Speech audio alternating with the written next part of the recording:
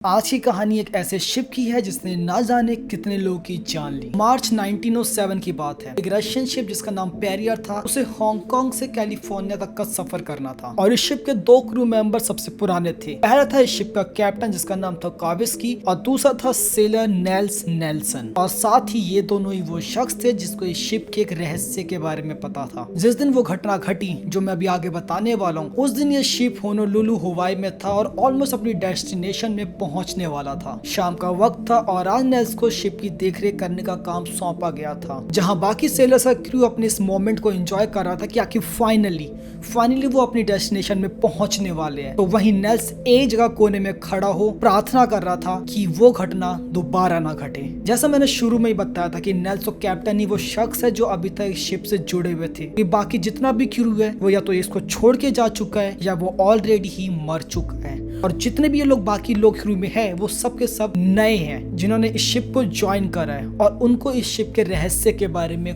कुछ भी नहीं पता। और ना ही नेल्स और कैप्टन ने वो राज इन न्यूज़ सर्विस को बताना सही समझा, क्योंकि अगर वो उनको वो राज बता भी देते तो आधे से ज्यादा क्रू शिप में आने से ही मना कर देता। अब नेल्स जो है ठीक तरीके से शिप की देखरेख कर रहा था और जहां उसे लगने लगा कि चलो सब कुछ ठीक ही जा रहा है, कि तभी उससे और बाकी सभी क्रू मेंबर्स को कैबिन के अंदर से किसी के चिल्लाने की आवाज आती है। और जहां ये चीख सुन के बाकी सभी क्रू मेंबर्स हैरान थे कि आखिर ये हुआ क्या, तो वहीं नेल्स अंदर तक सहम चुका था क्योंकि उसे पता था कि अब क्या होने वाला है। और जब नेल्स और कुछ क्रू मेंबर्स नीचे जाते और कैबिन का गेट खोलते हैं तो अंदर उन्हें कुछ और क्रू मेंबर्स मिलते हैं जिनकी आंखें तो खुली थी मगर वो कुछ बोल नहीं रहे थे। अब उनकी ये हालत देख के क्रू मेंबर्स नेल्स से पूछते कि आखिर इनका करना क्या है, जिसपे नेल्स कहता है कि इनको होल्ड पे डाल दो। होल्ड शिप की वो जगह होती है जहाँ किसी क्रिमिनल को रखा जाता है या किसी क्रू मेंबर को जब कोई बदतमीजी करता है या कहना नहीं मानता है तो सजा देने के लिए वहां पे बंद किया जाता है। अब यहाँ पर नेल्स ये सोच रहा होता है कि अगर वो इन दो जनों को क्वारंटीन कर देगा तो जो भी ये बीमारी है, जो भी ये चीज है जो फैल रही है, वो शायद और नहीं फैलेगी। लेकिन वो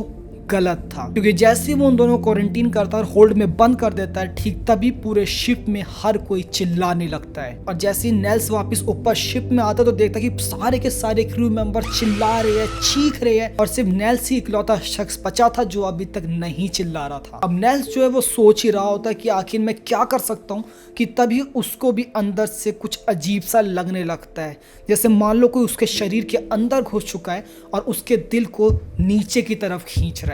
और नेल्स भी अपने शरीर से कंट्रोल खोने लगता है और वो भी चीखना शुरू कर देता है। पूरे शिप में हर कोई चीख रहा चिल्ला रहा होता है, कोई अपना गला नोच रहा होता है, कोई अपना गला दबा रहा होता है कि आखिर किसी तरह ये चीखें आनी बंद हो। अब नेल्स इस अफरा तफरी में सोच ही रहा होता है कि आखिर वो क्या कर सकता है, कि तभी वो एक शख्स को देखता है जिसकी चीखें आनी बंद हो चुकी थी और वो बिल्कुल शांत बैठा था। अब नेल्स जो है उस सेलर को देख ही रहा होता है कि तभी वो सेलर जो है चलना शुरू करता है, मगर बजाय अपने पांव के वो अपने हाथ और पांव दोनों का इस्तेमाल कर रहा होता है चलने के लिए, मानो जैसे वो कोई जानवर हो। और थोड़ी देर जहाज में इधर उधर चलने के बाद वो खड़ा होता है और जहाज से बाहर समुंदर में छलांग लगा देता है। नेल्स उसे बचाने की कोशिश तो करता है, लेकिन मानो उसके शरीर को किसने पोजेस कर लिया, वो अपनी जगह से हिल भी नहीं पाता है। और देखते ही देखते वो सेलर समुद्र में छलांग लगा देता है और उसके छलांग लगाने के बाद तुरंत सबकी चीखें आनी बंद हो जाती है। सभी क्रू मेंबर्स एक दूसरे को देख रहे होते कि आखिर उनके साथ ही अभी क्या हुआ था, क्यों उनकी चीखें आनी बंद नहीं हो रही थी। कि तभी एक क्रू मेंबर कहता है कि समुद्र में किसी ने छलांग लगा दिया और हमें उसे बचाना होगा। जिसके बाद कुछ क्रू मेंबर्स एक छोटी नाव लेकर समुद्र के अंदर जाते हैं और उसको ढूंढने की कोशिश करते हैं। उसका नाम लेके चिल्लाते कि क्या पता उसका नाम सुन के वो उनके पास आ जाए,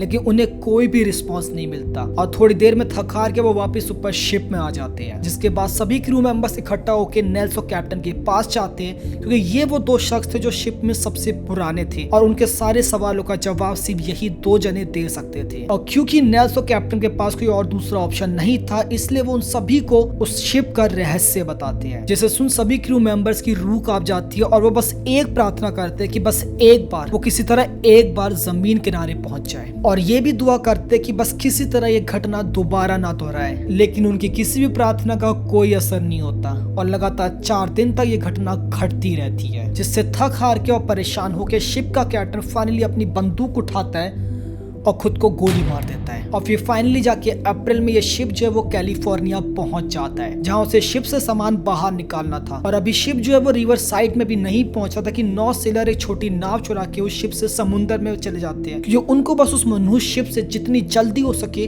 उतना दूर जाना था। और जब शिप समुद्र किनारे पहुंच जाता है तब नेल्स और क्रू मेंबर उसमें सामान बाहर निकालते हैं और फिर सेंट मोनिको कैलिफोर्निया के लिए निकल जाते हैं, जहां उन्हें बाकी का सामान लोड करना था, जो देखा जाए तो कुछ ज्यादा दूर नहीं था। लेकिन जिस दिन शिप सेंट मोनिको पहुंचने ही वाला था, ठीक उसी रात 2 बजे उस शिप का बावर्ची समुद्र से कूद के अपनी जान दे देता है। लेकिन बाकी क्रू मेंबर्स को इससे कोई फर्क नहीं पड़ता, क्योंकि अब उनके लिए ये एक आम बात हो चली थी। और जैसे ही शिप सेंट मोनिको पहुंचता है, ठीक तभी नेल्स और बाकी सारे क्रू मेंबर्स सारा सामान बाहर निकालते हैं और उस शिप को वहीं छोड़ के वहां से चले जाते हैं। और ये शिप सेंट मोनिको के समुद्र किनारे कई समय तक ऐसे ही खड़ा रहता है। और फाइनली जाके एक रिपोर्टर को इस बारे में पता चलता है, तो उसके अंदर एक जिज्ञासा जागती कि आखिर क्यों कोई एक इतना बड़ा शिप छोड़ के ऐसे ही चला जाएगा। और जब उसने शिप के ऊपर इन्वेस्टिगेशन करी, तब उसको जो भी इंफॉर्मेशन मिली उसके ऊपर उसने एक आर्टिकल रिलीज किया और उसने उस आर्टिकल में बताया कि 1903 में ये शिप जो है बम्बई में था और कुछ अंग्रेज अफसर ने रात को इस शिप में पार्टी करने का फैसला किया, इसके लिए वो इस शिप को बीच समुंदर ले गए। और जब उन ब्रिटिश ऑफिसर्स की पार्टी खत्म हो गई और उनके पास कुछ भी करने के लिए नहीं बचा,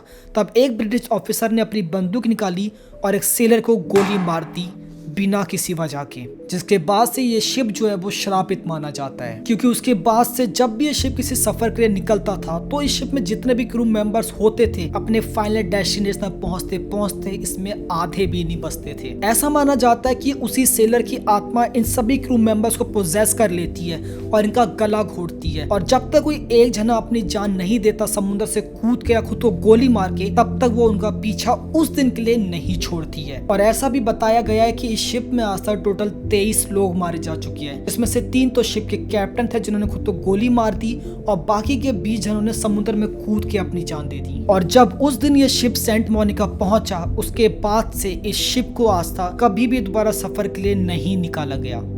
ओके, तो आज के लिए वीडियो में बस इतना ही। आई रियली होप तुम्हें वीडियो पसंद आई होगी। अगर पसंद है तो लाइक कर देना, चैनल में करना तो सब्सक्राइब जरूर करना। That's all for today, bye.